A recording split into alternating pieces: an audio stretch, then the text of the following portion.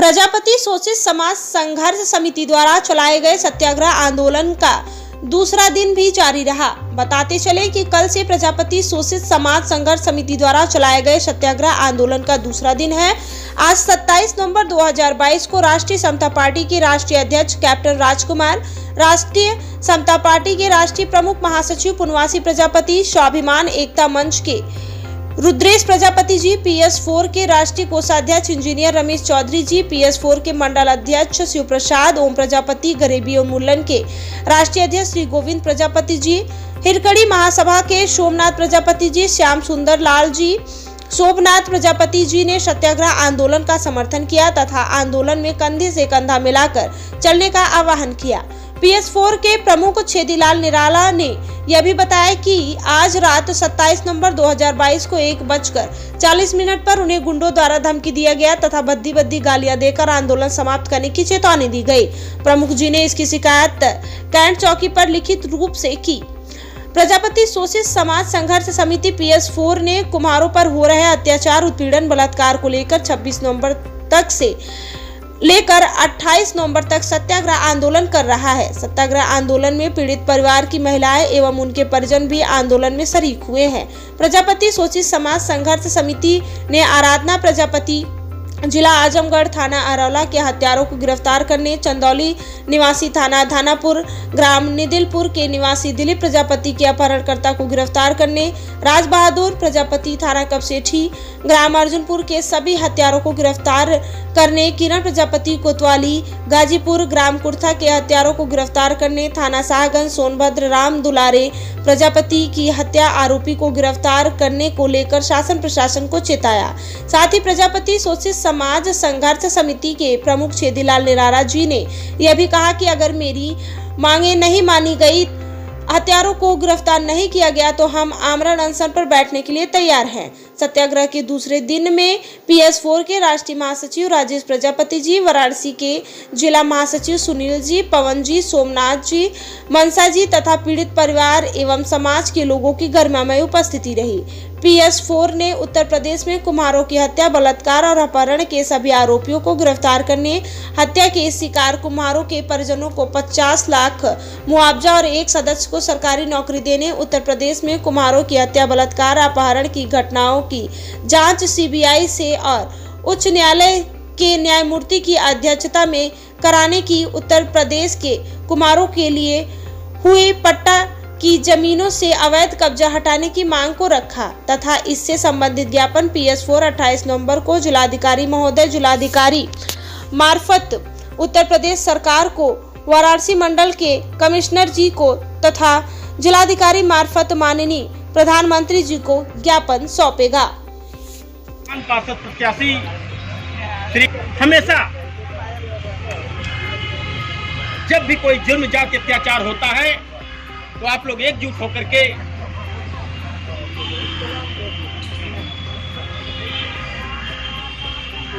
अत्याचारियों के खिलाफ अपनी आवाज को हमेशा बुलंद करते रहे हैं। हम आह्वान करते हैं अब उन सभी को एकजुट होकर के इस अत्याचार के खिलाफ, इस जुल्म के खिलाफ अपनी आवाज को बुलंद करने की जरूरत है। मीडिया कर्मी लोग आए हुए हैं, हमारी आपकी आवाज को हमेशा आप लोग उठाते हैं। अब जरूरत है हमको, आपको एकजुट होकर के अपनी आवाज को बुलंद करने का। आज यहाँ हमारे बड़े भाई लोग उपस्थित हैं, महिलाएं भी हम निकल रही हैं घर से जुल्म, जाति, अत्याचार के खिलाफ।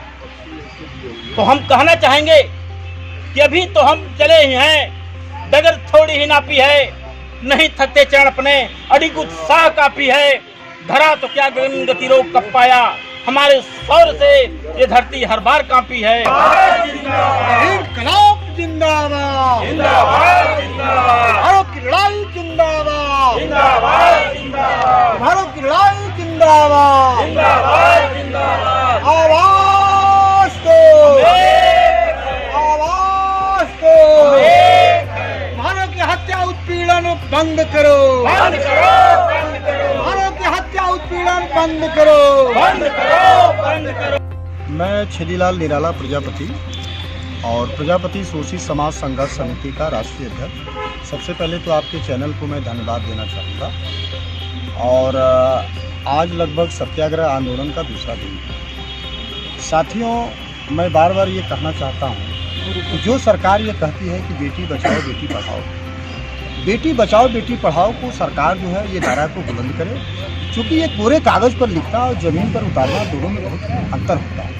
क्योंकि जिस तरीके से आजमगढ़ की इस्लामपुर में जो घटना हुआ, आराधना प्रजापति को सामूहिक बलात्कार करके और 5 टुकड़ों में करने के बाद, जिसमें 8 लोग जो है कि संदिग्ध रूप से हैं, जिसमें 2 की गिरफ्तारी हुई है और 6 लोग खुलेआम हुए हैं। तो एक तो इस पर हमको जो है कहना है, सरकार ये कहती है कि हम जो है कि महिला सशक्तिकरण की बात करते हैं। भाई महिला सशक्तिकरण की बात जो है आप ज़मीन पर करिए, क्योंकि कोरे कागज़ पर ये महिला सशक्तिकरण का जो है आवाज़ नहीं बुलंद होगा।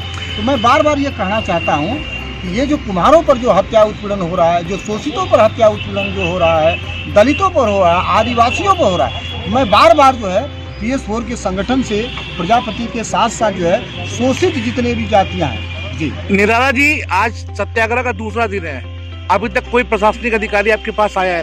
नहीं, अभी तक कोई प्रशासनिक अधिकारी मेरे पास नहीं आया है। हो सकता है उनको लग रहा हो कि भाई ये PS4 छोटा सा संगठन है, हो सकता है कि अपना जो है कि 3 दिन का जो है कि यहाँ से करके वापस चला जाए। मैं शासन प्रशासन को इस माध्यम से मैं मंच से संदेश देना चाहता हूँ कि ये लड़ाई छोटा नहीं है, ये लड़ाई बहुत बड़ा है।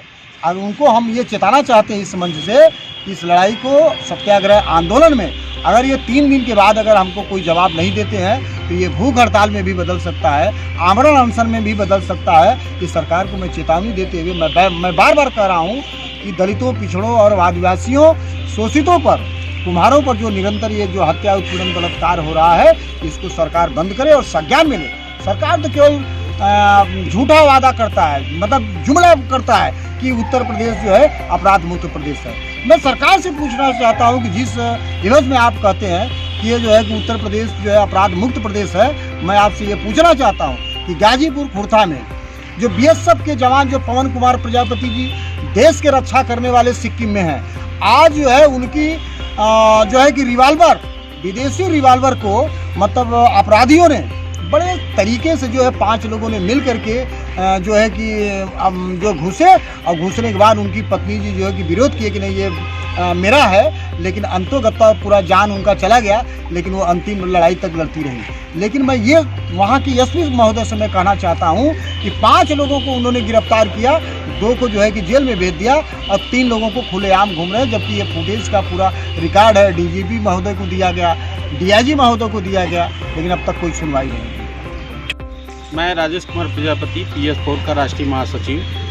राजेश जी, आज सत्याग्रह का दूसरा दिन है, क्या कहना चाहेंगे? आज हमारा सत्याग्रह का दूसरा दिन है। हम बार बार सरकार को चेता रहे हैं कि हमारी मांगें जो हैं, हमारे जो कुम्हार समुदाय और अति पिछड़े समाज पे जो हत्याएं हो रही हैं बार बार, और उसको बंद किया जाए, या तो न्याय दिया जाए या और कोई व्यवस्था किया जाए। हमारे जो समाज पे पीड़ित लोग हैं उनको एक सरकारी नौकरी और 50 लाख रुपया देने का वादा कर, जो कि और समाज में यही सरकार और समाज को इस ऐसी घटनाओं पे उन्होंने किया है, और अति पिछड़े समाज पर क्यों नहीं कर रही है? सर, अगर बात की जाए तो मुआवजा और नौकरी मिल जाने से क्या जिसकी जान गई है वो जान वापस आ जाएगी? नहीं, जान नहीं वापस आ पाएगी। यदि उस परिवार का वही मुखिया कमाने वाला अगर चला गया तो उसको कहाँ से भरण पोषण होगा उनका? मैं सरकार से यही मांग करूँगा कि कम से कम उसकी व्यवस्था की जाए भरण पोषण के लिए। क्या उसकी भी उसी तरह हत्या, बिना खाए पिए उसकी हत्या हो जाए? ऐसे लोगों पर लगाम लगना चाहिए ना? नहीं, ऐसे लोगों पर लगाम तो लगना ही चाहिए। जो दोषी हैं उनको सज़ा मिलनी चाहिए, लेकिन उस परिवार को जो कमाने वाला था वो चला गया तो क्या उसके साथ जो परिवार जुड़ा है वो भूखों मरे? मैं सरकार से यही क्वेश्चन करूँ, यदि भूखों नहीं मरना है तो उसको कोई व्यवस्था करे, सरकारी नौकरी दे, ताकि उसका जीवन पालन चले सुचारू रूप से। जी, मैं कैप्टन राजकुमार, राष्ट्रीय अध्यक्ष राष्ट्रीय समता पार्टी। राजकुमार जी, आज सत्याग्रह का दूसरा दिन है, क्या कहना चाहेंगे? हम ये कहना चाहेंगे कि जितने भी समस्त सिर्फ प्रजापति समाज नहीं, समस्त पिछड़े पिछाड़े जितने समाज हैं उस पर जो उत्पीड़न हो रहा है उसको अविलंब बंद किया जाए, नहीं तो हम इससे भी ज़्यादा इससे बड़ा आंदोलन करने के लिए हम लोग बाध्य हो जाएंगे। यदि मांगे नहीं मानी गई तो क्या करेंगे? हम विधानसभा का घेराव करेंगे, विधानसभा में जाकर के हम लोग धरना प्रदर्शन करेंगे।